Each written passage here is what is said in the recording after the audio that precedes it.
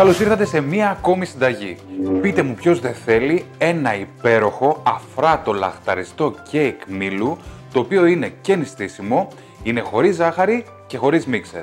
Δείτε αυτή τη συνταγή. Δεν υπάρχει μεγαλύτερη ευχαρίστηση από το να απολαμβάνεις μαζί με τον καφέ σου ένα κομμάτι ζουμερό κέικ μήλου. Και όταν μιλάμε για το συγκεκριμένο κέικ μήλου που θα σου δείξω σήμερα, η ευτυχία πραγματικά διπλασιάζεται. Αυτό το κέικ ήρθε για να κάνει πανικό. Είναι πανεύκολο, νηστίσιμο, χωρίς ζάχαρη και πραγματικά τόσο νόστιμο. Το μήλο γίνεται πολτός και ρίχνει όλα του τα αρώματα μέσα σε αυτό το κέικ. Σε συνδυασμό με το καρύδι και την άφθονη κανέλα, η γεύση απογειώνεται και αναστατώνει πραγματικά τον ουρανίσκο σου. Πριν ξεκινήσουμε τη συνταγή λοιπόν, θέλω να κάνεις εγγραφή στο κανάλι, γιατί κάθε Τετάρτη ανεβάζουμε τέτοιες ωραίες συνταγές για εσάς. Γράψτε και ένα σχόλιο από κάτω για να μου πείτε από πού μας βλέπετε, πώς σας φαίνεται η συνταγή και τι θέλετε να δείτε στο επόμενο βίντεο. Ξεκινάμε λοιπόν. Το πρώτο πράγμα που θα κάνω είναι να προθερμάνω το φούρνο μου στους 170 βαθμούς Κελσίου.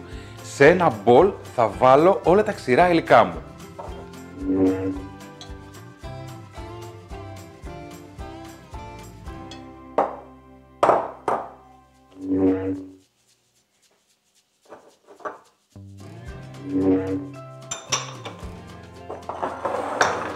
Αυτό το κέικ έχει πάρα πολλές γεύσεις και συνδυάζονται πάρα πολύ όμορφα.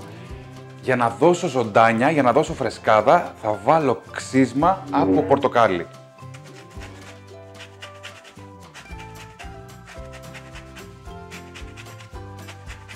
Ένα μυστικό για να σας βγει αφράτο το κέικ είναι να κοσκινήσετε όλα τα ξηρά υλικά, δηλαδή το αλεύρι και το μπέικιν. Θα δώσουν αέρα μέσα στο αλεύρι και έτσι θα σας βγει πάρα πολύ αφράτο.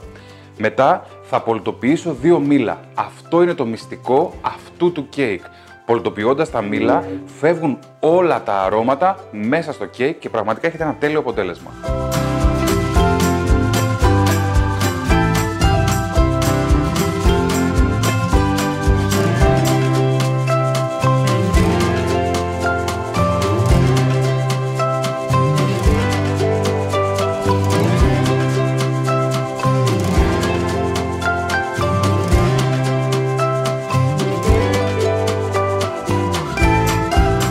Λοιπόν, έλειωσα τα μήλα στο μπλεντεράκι μου πάρα πολύ καλά, θέλω να γίνουν πολτός. Αν δεν έχετε blender, μπορείτε να το κάνετε σε ένα τρίφτη. Θα γίνει το ίδιο καλά, θέλει υπομονή να το τρίψετε και φυσικά προσοχή. Σε ένα άλλο μπολ τώρα θα βάλω τα υγρά υλικά μου και εκεί θα διαλύσω τη ζάχαρη στέβια που χρησιμοποιώ σε αυτή τη συνταγή. Μην ξεχνάτε ότι οι αναλογίες όλων των υλικών είναι σε link κάτω ακριβώς από το βίντεο.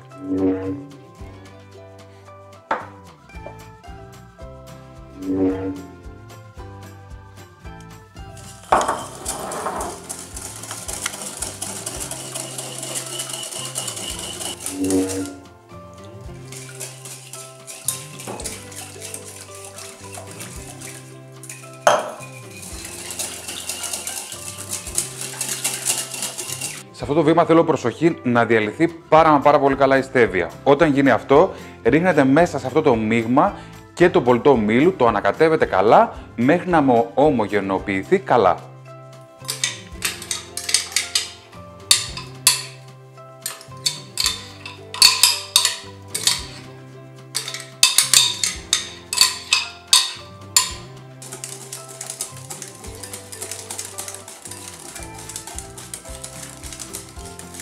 Και αυτό το μείγμα που έκανα λοιπόν, το ρίχνω πίσω στο άλλο μείγμα που έχω εδώ στην άκρη με το αλεύρι.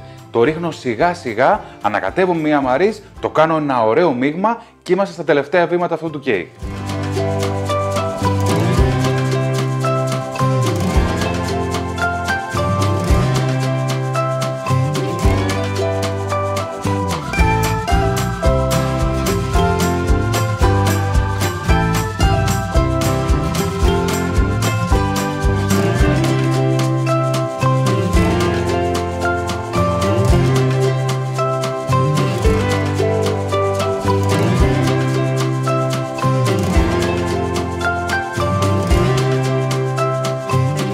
Και τελευταία πινελιά του μείγματος αυτού που κάνω είναι το τριμμένο καρυδάκι. Ρίχνω και αυτό σιγά σιγά και είμαστε έτοιμοι.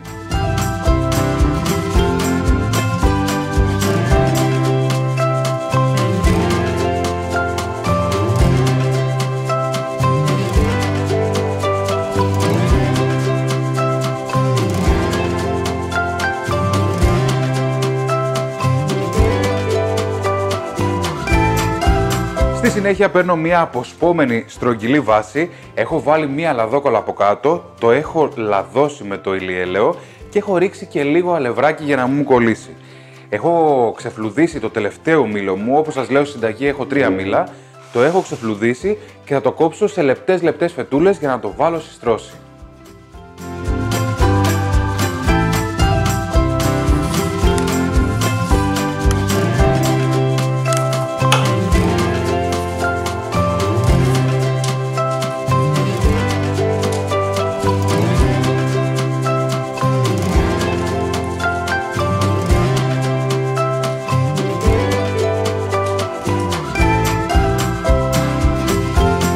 Για να δώσω ακόμα περισσότερη γεύση στο μήλο που έχω κάτω, θα το πασπαλίσω με ηλιέλαιο και από πάνω θα ρίξω κανέλα.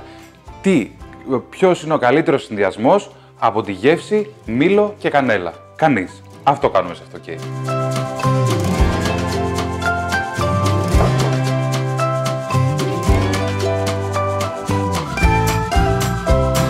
Και τέλος, από πάνω από τα μήλα, προσεκτικά ρίχνω τη ζύμη του κέικ.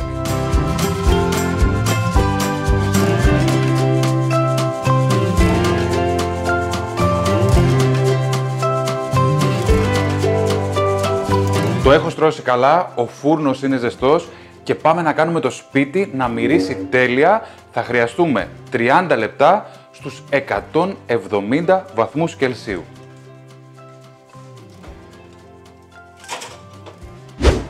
Περάσαν 30 λεπτά, δεν μπορώ να σας περιγράψω πόσο τέλεια μυρίζει αυτό το κέικ. Είναι από τις συνταγές που σίγουρα δεν τις έχετε δει πουθενά και σίγουρα πρέπει να τις δοκιμάσετε. Θα το κόψω, θα φάμε, το ξεφόρμαρα, το άφησα λίγο να κρυώσει για να το ξεφορμάρω, το έβγαλα και έχει γίνει αφράτο και υπέροχο. Κόβω να φάμε.